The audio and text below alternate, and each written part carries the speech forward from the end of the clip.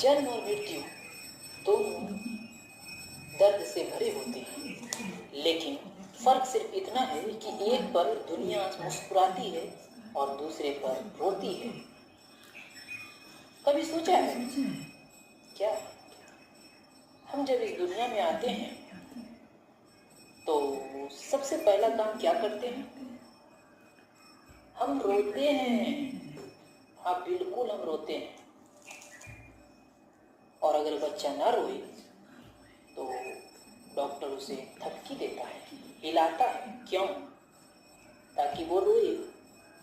क्योंकि अगर वो रोता है तो मतलब उसने सांस ली है। असल में बच्चा माँ के पेट में जब होता है तो वो तो सांस नहीं लेता, सारी ऑक्सीजन उसे माँ से मिलती है। लेकिन जैसे ही वो बाहर आता है, पहली बार उसे अपने दम पर सांस लेना होता है, और वो पहली सांस आसान नहीं होती। छोटे से फेफड़े में हवा घुसती है, खिंचाव होता है, दर्द होता है। कि छोटे से फेफड़े में हवा घुसती है, खिंचाव होता है और दर्द होता है, इसीलिए वो रोता है। वो रोना दरअसल उसका जिंदा होने का सबूत होता है, और उसी पल से उसकी जिंदगी शुरू होती है, एक सांस से। अब जरा सोचो, मौत के वक्त क्या होता है?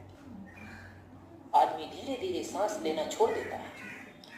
एक एक सांस भारी होती जाती है, जैसे शरीर थक चुका हो, जैसे अब और नहीं सह सकता। आखिरी सांस आती है और फिर सब शांत हो जाता है। तो देखा, जन्म भी दर्द से हुआ और मृत्यु भी दर्द में खत्म होती है। हम जीते हैं सिर्फ उन दो सांसों के बीच, एक जो हमने रोक कर ली थी और एक जो चुपचाप चली जाती। कभी कभी लगता है हमारा पूरा जीवन बस इन्हीं दो पलों के बीच का एक सफर है।